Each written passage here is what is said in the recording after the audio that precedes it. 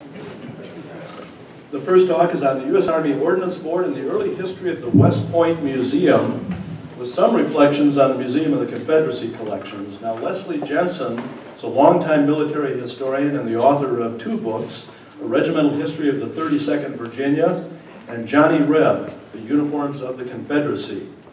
He conducted a formal survey of every known Confederate enlisted jacket, public and private collections, and created a depot-based terminology commonly used for these artifacts. So when you find a Confederate jacket in somebody's basement, now you know exactly what pattern it was and where it was made. Between the Museum of the Confederacy and the U.S. Army Museums System, now called Enterprise, Les spent 5 decades as a curator and director of various military museums and led the Army team that surveyed the Pentagon for damage of historic artifacts in the weeks after 9/11. He's a 50-year member, a fellow, and a past president of the Company of Military Historians, which honored him with their Distinguished Service Award. Les and I have known each other for quite a few years, not quite as many as the photo might indicate. This is the trenches at Franklin on the 125th of that particular battle, and there's Les in his youth with another kid sitting close to him. Hard to believe, isn't it? I'm going to try to get over the rest of the slides. Make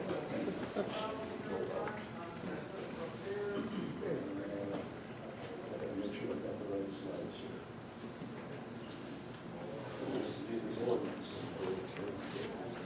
Ordnance Board. First slide. There it is. It worked. Les Jensen.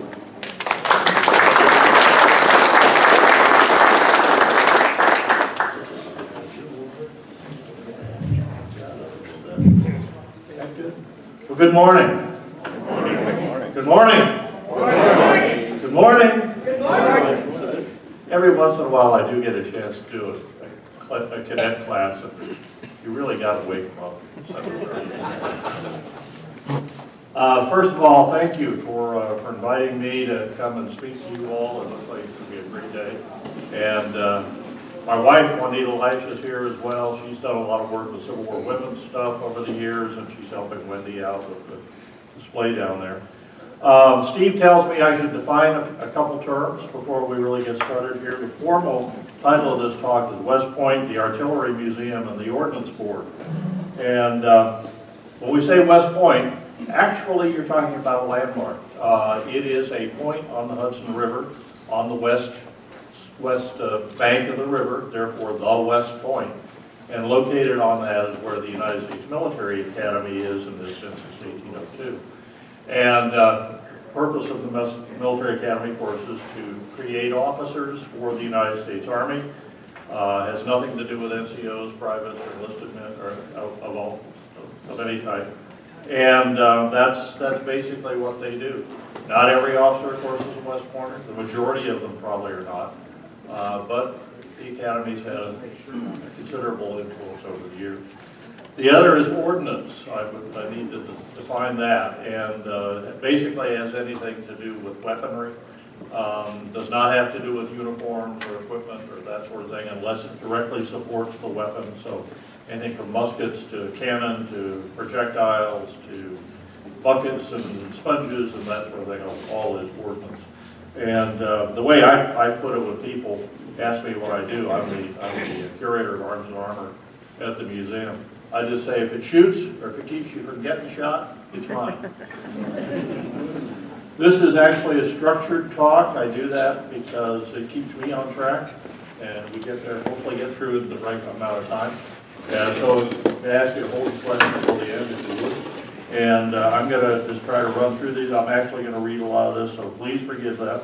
But we'll go on through. So, just to begin, today the West Point Museum houses what it describes as, quote, the largest diversified collection of military artifacts in the Western Hemisphere. That's on a sign on the front door.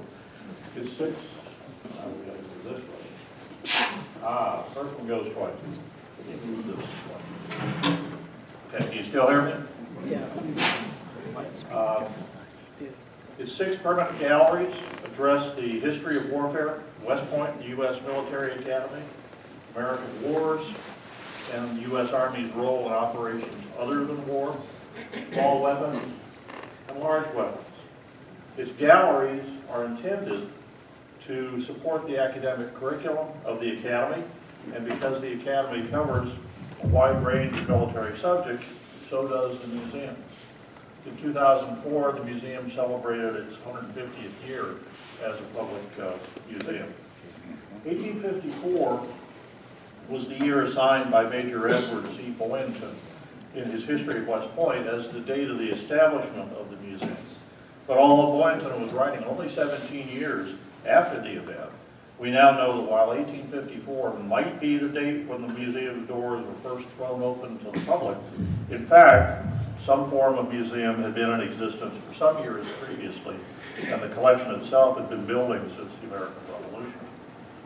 It's now clear that the West Point Museum is not only the oldest museum in the United States Army, it's the oldest museum in the federal government, predating both the Smithsonian and the National Park Service. So today I'd like to explore those early years, particularly in relation to the museum's role in the Academy and in relation to the objects that helped define it.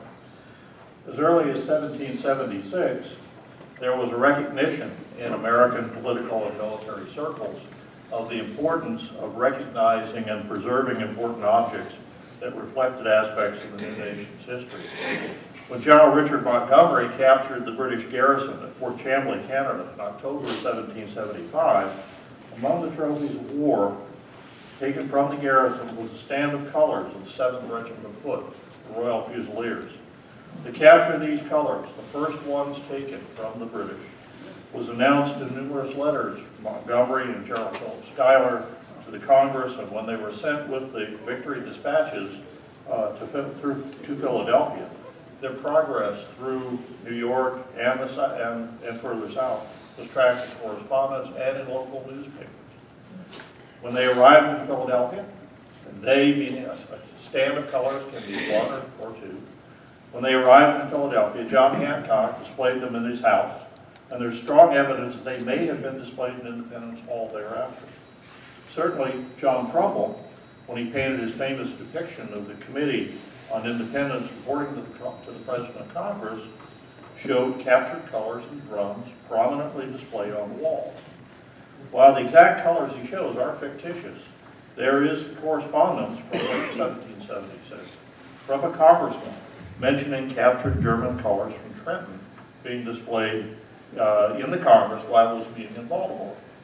And it's known that Trumbull consulted Jefferson, among others, on the accuracy of the scene that he described. The display of colors as trophies of war in the Continental Congress was a public statement, a challenge, really, to the British that says prior to the Declaration of Independence, the break with Great Britain had already occurred.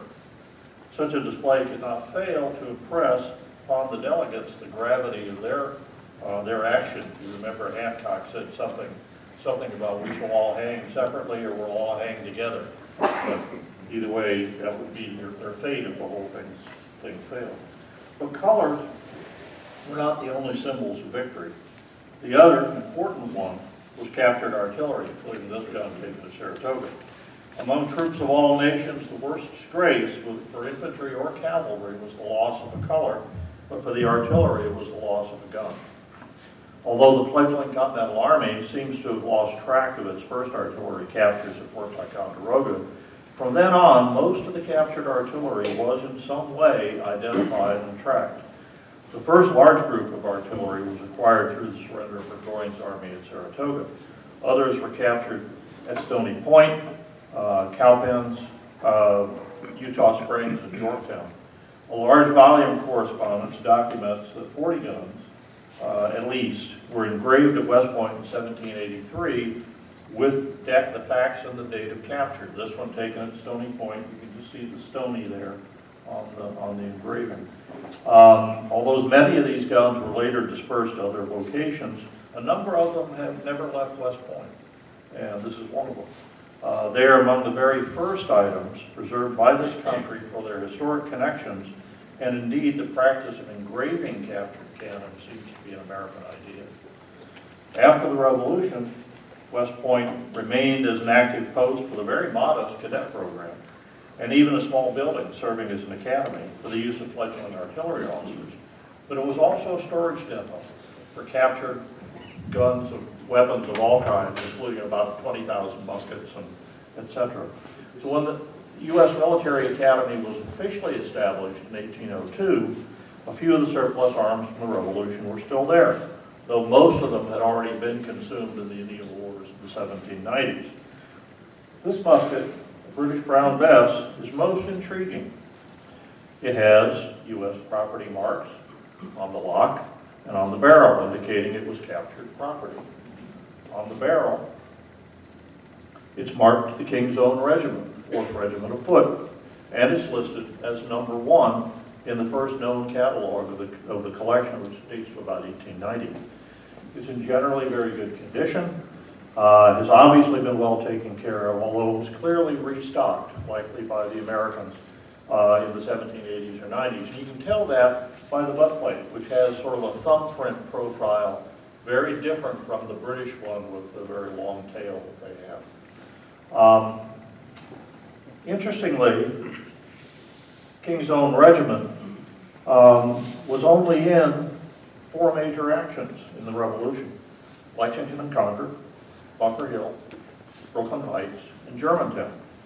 Of these, it held the field, and thus likely would have controlled the fate of its weapons in all but one, Lexington and Concord. So, there remains the tantalizing possibility that this gun was picked up by the Americans in the initial engagement of the war at Lexington and Concord. After all, why else was it so carefully taken care of? Why else was it number 1? Over time, the Academy began to acquire other objects to support its activities. Cabinets of Natural History existed by 1842. The drawing instructor, Professor Robert Weir, had a gallery established in the academic building as early as 1839, where he displayed his own and cadet art, including this painting, which was by a cadet by the name of Ulysses S. Grant, who was apparently copying one of the prints in the museum collection at that time. References to a model maker can also be found as early as 1839. In that year, the Board of Visitors, which was the presidentially appointed body that oversees academic affairs, they still exist, recommended or urged the following: said, to supply in some degree the deficiencies resulting from the want of a practical course, meaning they didn't have the objects to teach with, a collection of models of the various kinds of cannon, projectiles, gun carriages, military implements, and machines, which might be obtained without much expense, would be of essential service. These models may have constituted what was called at that time the Musée d'Artillerie, which was basically museum models created similar to contemporary French practice for use in instruction. And they also served as models in the art classes, as you can see here, with the model itself, and then the drawing that was done by a cadet behind it. So that was done a lot in those days. We had quite a number of those drawings. The earliest known donation of objects, and I apologize for the quality of this slide, from private parties occurred in 1823 when the family of General Nathaniel Greene presented to the Academy the 2 captured cannon that General Greene had been given by Congress in recognition of his Revolutionary War services. They were supplemented by a number of portraits that came to the Academy from donors, including this one of President Jefferson, who was done from life by Thomas Sully. In December 1835, the command of Major Francis L. Dade was ambushed by Seminole warriors in Florida, beginning the Second Seminole War. Only 3 men survived. 2 of them died or were killed within a few days. During the final moments of the battle, the Seminoles surrounded the log breastwork where Dade's last survivors clustered around their single 6-pounder cannon. In 1843, it became known that Lieutenant James Duncan had picked up a rammer staff from that cannon on the site of the battle. It was suggested to the young lieutenant that he donate the staff to the Museum of Artillery at the Academy. good lieutenants follow orders, right? This is the first known use we have of the word museum in connection with a specific object. Now, by the way, we still have, and one of the first pieces collected for its connection with an action by the U.S. Army of the Continental Army. Monument to Dade's men was erected at West Point in 1845, largely because most of the officers who were killed there were West Pointers. The day after Christmas, 1848, President James K. Polk, in accordance with an 1814 act that required the captured colors be collected and publicly displayed, decided to send the Mexican colors captured in the recent war to West Point. In the Secretary of War's letter to the Academy announcing the decision, it was noted, among the considerations which render the Military Academy at West Point an appropriate depository of the trophies of the successive victories of our armies in Mexico, is the admitted fact that the graduates of that institution contributed in an eminent degree to our unparalleled career of success. Shortly after 1851, the captured Mexican cannon were also sent to West Point. The cannon had previously been stored at Governor's Island, where, quote, owing to the infrequency of visitors, they are very inadequately known to the public. And then it was noted, but at West Point, quote, here, owing to the attractions of this post, from its local beauties, and to the social and political interest which center here, they would be in a position to be inspected by vast multitudes of our people from all sections of the United States.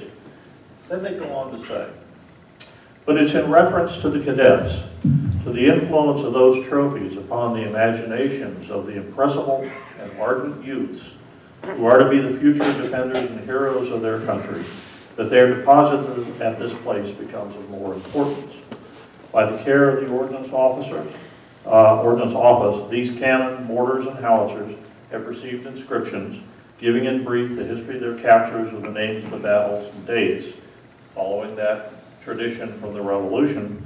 And with these inscriptions, they, like a series of medals or numismatics, will present, and I love this term, they will present a material chronology of important events and to keep alive in the minds of our future officers the memory of events so glorious to the arms of their country.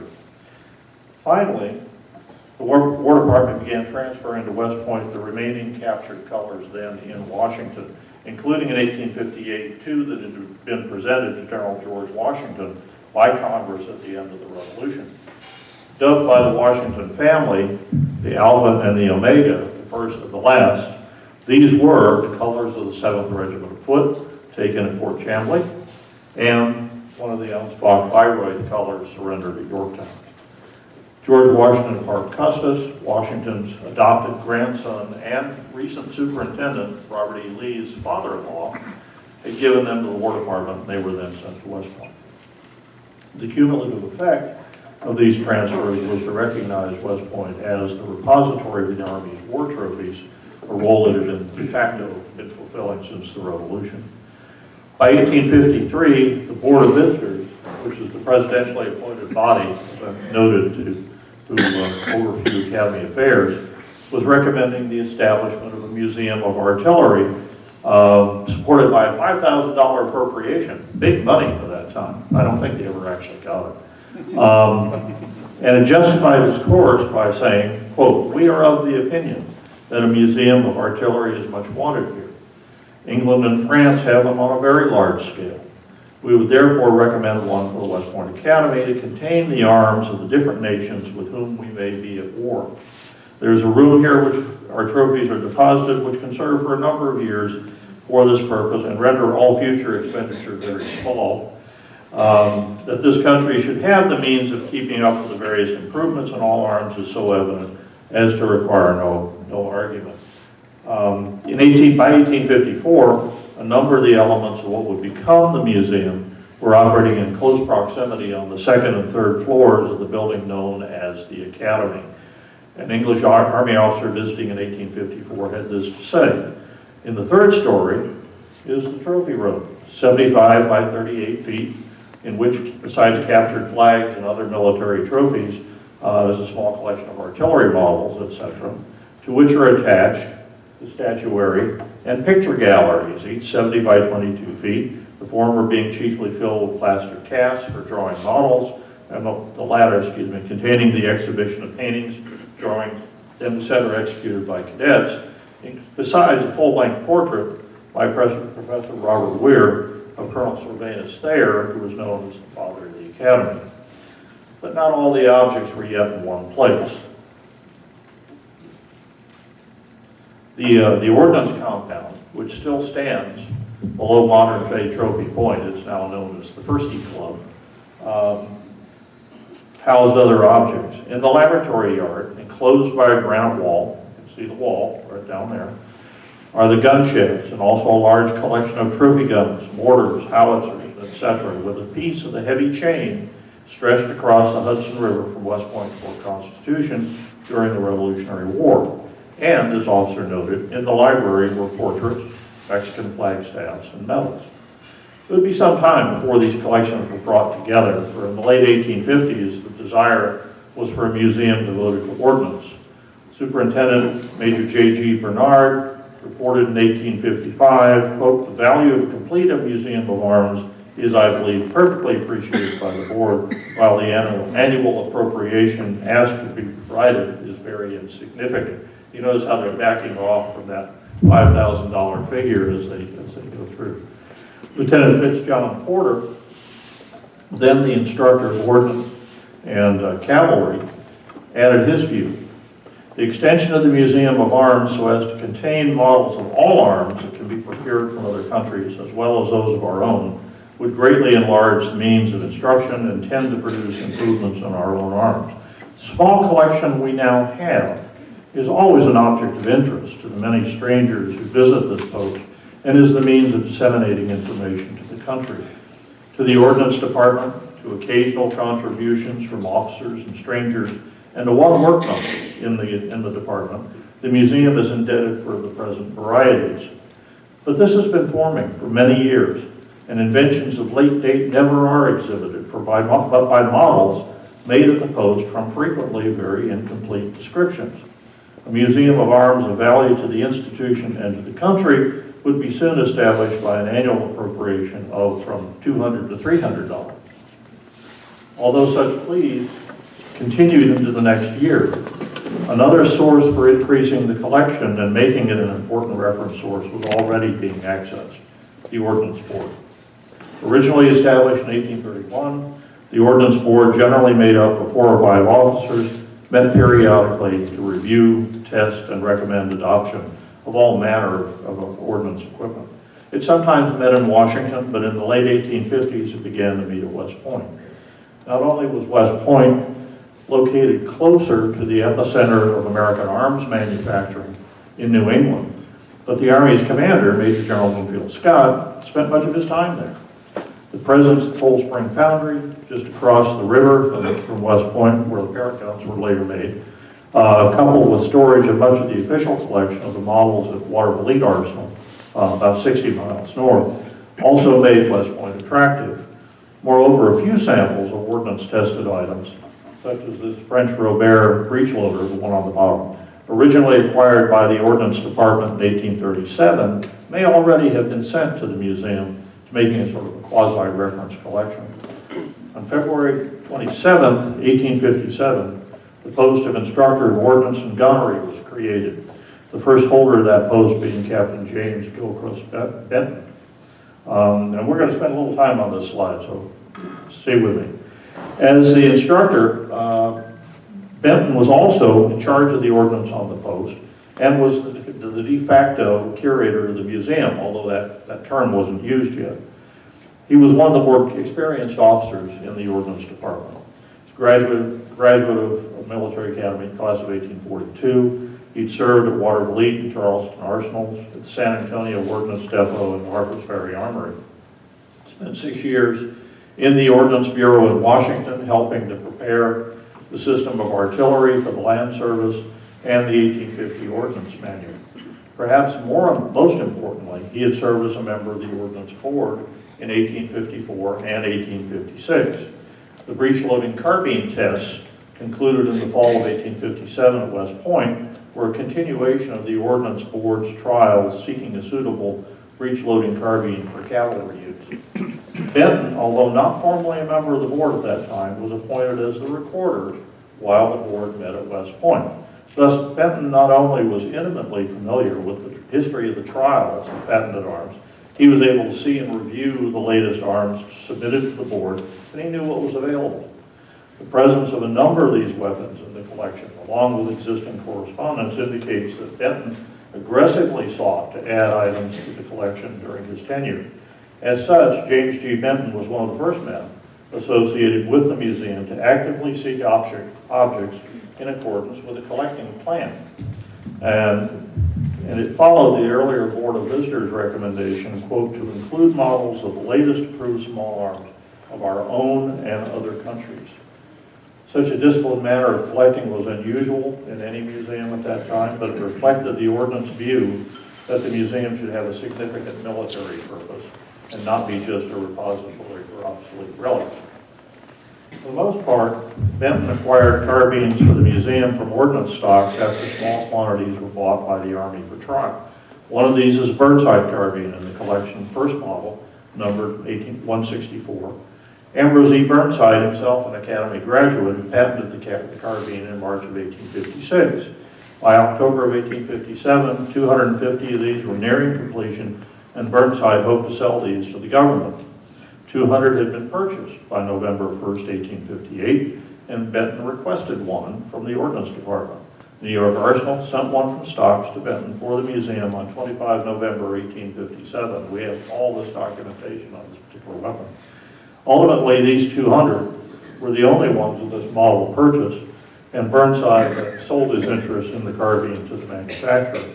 Although later models of the Burnside carbine were much improved and large quantities were bought during the Civil War, by then Ambrose E. Burnside was no longer connected to his own invention. Another carbine tested at West Point was the Sharps. It already had a considerable service in the Army by 1858, but Benton noted its absence from the West Point collection and requested this particular carbine, Sharps Model 1853 slant breech, from the New York Arsenal at the same time as the Burnside. So there were a number of these that came through, and we can track them all the way through the collection's records, all the way back to the beginning. Although we don't know the size of the collection before the Civil War, a list dating from 1872 shows a total of 219 small arms at the museum at that time, and many of these date from before the war. Captain Benton was probably responsible for the acquisition of many of these, and he can be considered to be the father of the arms collection at West Point. Interestingly enough, in 1866, he was assigned to command the Springfield Armory, and there too, he started an arms collection that became the Springfield Armory Museum, a collection that even today is known as the Benton Small Arms Collection. Benton's departure from the museum upon his assignment as principal assistant to Chief of Ordnance in 1861 did not signal the end of the museum. Indeed, by the time of the Civil War, Academy graduates remembered their museum and ensured that objects were sent to it. One of the most ambitious was Henry Larkham Abbott, a graduate of the class of 1850. In 1864, as Colonel of the 1st Connecticut Heavy Artillery, he was placed in charge of the siege artillery during the operations against Richmond and Petersburg. Abbott determined to collect specimens of artillery shells that would reflect the state of artillery development at that time. He put out the word to all the batteries along the line to acquire interesting and odd Confederate shells. In other words, anything weird they shoot at you, I want one. And when these were received, he had draftsmen produce scale drawings of them so that they could be distributed to the batteries so the battery commander could say, oh yeah, we already got one of them. And he was involved in the Fort Fisher operation and obtained specimens there. And after the fall of Richmond, he was placed in charge of removing the captured Confederate stores in the arsenals. And if you look very closely, down in the lower part of the picture where the little cannon is, there's an artillery shell, and there's a larger one, and then a little tiny one. The big one is in the collection. And we know it because it came from Fort Fisher, and it's the only one that would have come in from that area. This picture was taken at Broadway, landing on the Appomattox as they were getting ready to ship them out. So Abbott's 1866 publication, Siege Artillery Campaigns Against Richmond, detailed his findings and published the drawings of the projectiles he had acquired. There's some of them. By 1868, Abbott's collection, numbering over 100 projectiles, had been deposited in the Artillery Museum at West Point. Thus, Henry Larcom Abbott was perhaps the first American officer to collect from an active battlefield and with a scientific purpose. He not only collected the items, he documented them and presented his findings regarding them in his 1868 book. Henry Abbott did all the things a good curator should do. And although he was never employed at the West Point Museum, one could certainly consider him to have been one of our first and most effective field curators. January 1872, the then instructor of Ordnance and Gunnery, Captain Thomas C. Bradford, died on duty. As was normal on such occasions, a board was appointed to inventory the ordnance property in Captain Bradford's charge, and this included, believe it or not, the museum collection. As a result, we have, for the first time, a reasonable idea of the scope and extent of the collection. It included a total of 234 artillery pieces and rapid-fire guns, including 112 trophy guns and 45 captured Confederate or foreign guns, 159 artillery shells, 219 small arms, 32 swords and sabers, and numerous models, appendages, belts, rammers, buckets, and other pieces of equipment. This total did not include any of the portraits, captured flags, or items not then specifically considered to be ordnance property. So by the early 1870s, the Artillery Museum collection had become a significant holding, and it's therefore no surprise that Henry Abbott considered the museum important enough to hold his collection of arms, of shells. A manuscript of the collection dating from about 1890 was followed in 1898 by the museum's first printed catalog, by which time, by the way, the museum was now known as the Ordnance Museum. This first catalog was a sign of the museum's growing professionalism and a desire to be considered seriously.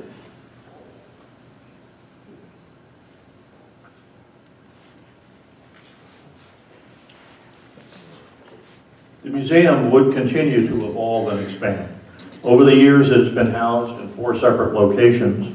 In time, the art collections and other non-ordnance items came under its purview, and it evolved into a general military history museum rather than just an arms collection. But by the 1850s, it already had assumed its 3 basic missions it still has today: to collect and preserve objects of historical and technical importance, to use those items to teach cadets, and to serve as a public museum. By the 1890s, when these pictures were taken, the museum was a major resource in the material aspects of military history. It remains so to this day, and we invite you to come visit us. Tuesday through Sunday, 10:30 and 4:15. We're free, and we're open every day except Thanksgiving Day, Christmas Day, and New Year's Day.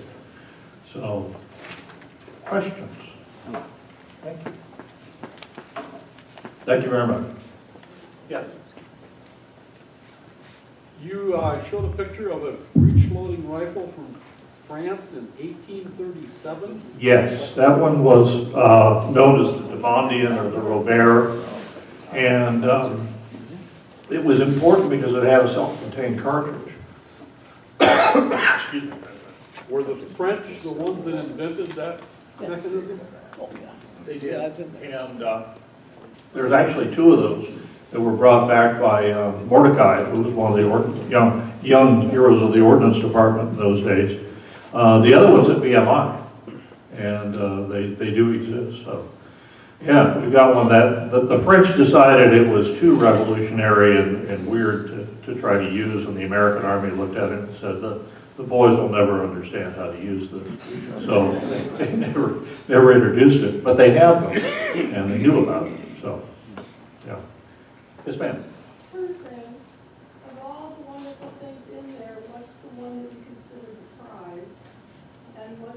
greatest modern acquisition you have? The prize is the Alpha and the Omega, among others, but also a pair of George Washington's pistols, which are very well documented and were in the estate when he died. One of 4 pairs. They all still survive. And that one, we have the auction records for when it was auctioned out of the, it was given to one of Washington's pallbearers and then was later auctioned out to his family in 1807. We have those auction records, and we know where it's been ever since. It was at the Metropolitan Museum of Art for a while. There's 2 of them. Hawkins guns, made in London. And there's even the thank you note for them from Washington, in which he essentially says to Mr. Turner, who gave them to him, he said, you know, I can't quote it to you in Washington's language, but essentially what he said was, I don't normally accept this kind of thing, but these are so cool, I just can't stand it. So we have those. The latest item probably is the Barrett rifle that we acquired. The big 50 caliber sniper rifle that we're currently using. They're difficult to get, and because the Army's using them, and when the Army uses stuff, they don't like to give it up to museums as much as they've been doing it over the last 200 years. They still don't like to do it. So, but that's come in. So we try to stay up with the current stuff. There's things out there being used that we don't know about, but luckily we have an employee who's a former command sergeant major, so he has lots of connections, and so it helps. So that's, you know, it isn't all done officially. A lot of this stuff is who you know and how you bring stuff in that way as well. No different than any other museum I can think of. Yes, sir. Has much attention been paid to weapons such as the Gatling gun and its predecessor and its successors? We do have, and we have one of the early ones from the Civil War period. We've also got about 4 or 5 other examples of different types of Gatlings, all the way up to and including a minigun, of course, but the ones that they attach to helicopters in Vietnam and run with an electric engine. But we do have those, and as I say, we have artillery all over the place. It's lots of fun. So, yes, sir. Do you have reflections on the Museum of the Confederacy? Yeah, I didn't really do anything formally on that. I don't know exactly where I can start or what your questions are, but I think fundamentally that museum and many others in the South are not government run. They are private organizations. They have board of trustees, and they are the ones who, of course, are always in the business of raising funds to try to keep everything going.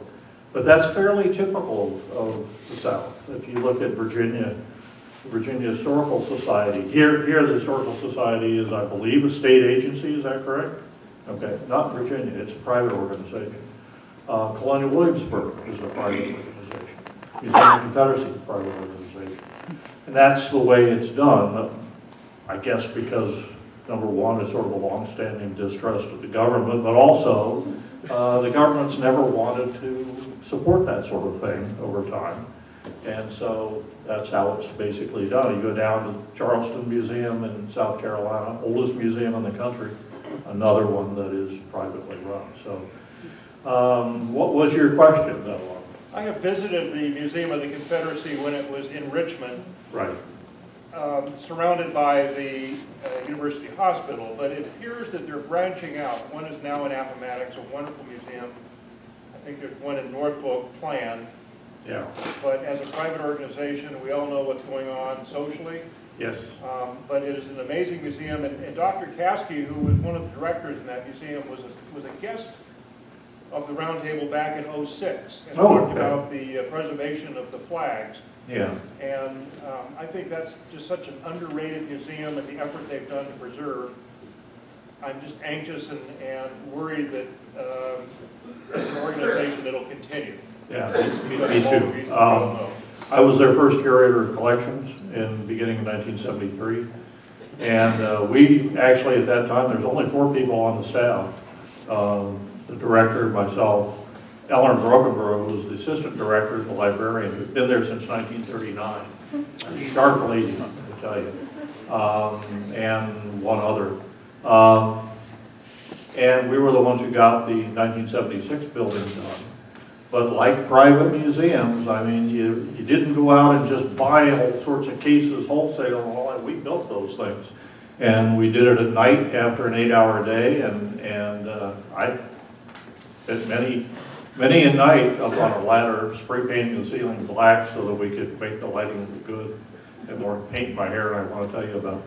And but that's how you do it in a private museum. You're going to have to get off your seat and basically do everything. So, and they've always been in that position. They've done a very, very good job given the resources that they have. But you're right, they're in a political situation where they have some borders and boundaries that are difficult to get by.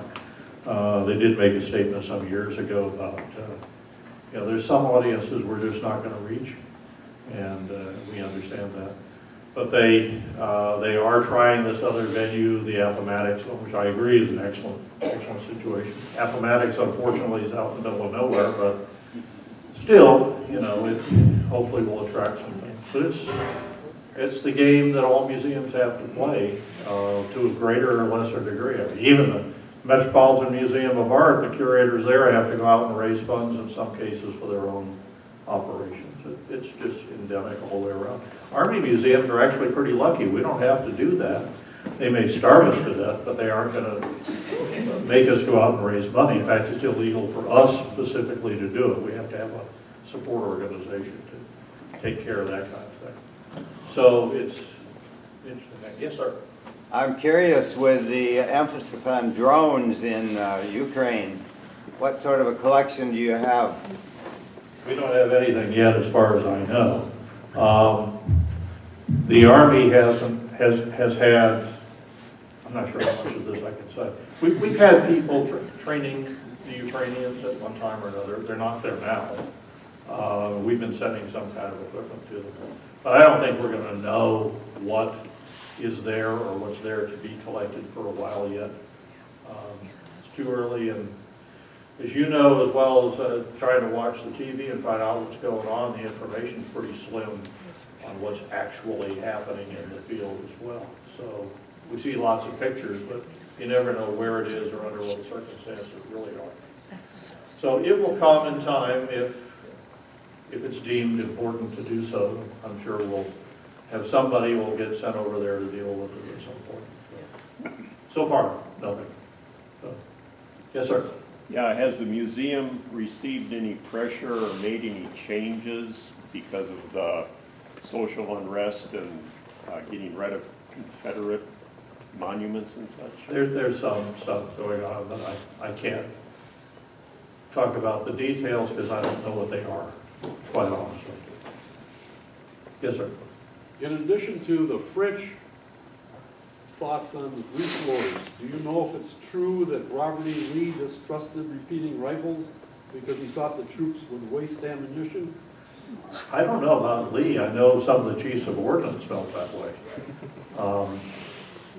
Armies always have to deal not only with the front end of shooting the enemy, but how do you get to the point where you can do that?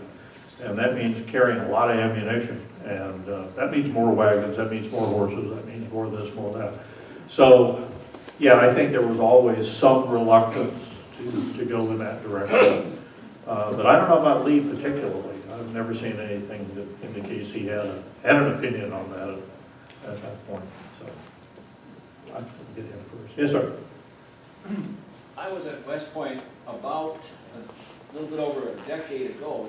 My nephew was a cadet, and he could take me just about everywhere. Love that cemetery. But I couldn't go into Chow Line or the barracks. Right. Is that still that way? Yeah, I can't go in the Chow Line or the barracks either. Is that right? The only way I ever got into the mess facility was I have a cousin that was a graduate, and went with him on one of his reunions and got a chance to get in there. But no, otherwise we can go in there when they're not there and show certain visitors, this is what the mess hall looks like and all that. Never go into the barracks rooms. So that's just the way they do it. In the barracks too? Huh? Barracks too? Yeah, we can't go in those either. It's very, very carefully controlled as to who can be in certain areas. Do you have a Prussian needle gun? We do. In fact, I had a whole section in the talk here about the Schroeder, which was the American version, and the Prussian one, but it was too long. So I didn't put it in. We do have one of the 10 that the Schroeders supplied for testing in the 1850s to the Ordnance Board. That's how Benton got it, because it was sent in for the test. The Schroeder inventors never showed up to demonstrate it, so Benton was allowed to keep it. It's still there. There's one or two at Springfield, I think, as well. The one that the Prussian one that the Academy got didn't come in until 1868. Now that it's obsolete, you can have one. But they didn't. They wouldn't allow the commission that went over to study during the Crimea access to the arsenals where they were made. Very much a state secret, and they actually commented on that in the report that they were not allowed to figure out what was going on with the needle gun. The needle gun, by the way, is sort of a strange cat in the way of arms things. You have a needle at the breech, which literally goes through the powder charge on the cartridge and into the primer, which is on the back of the bullet. That's how it sets it off.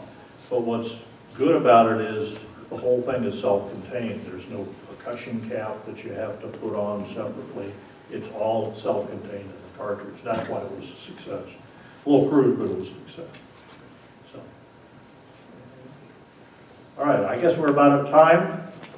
All right, well, thank you very much.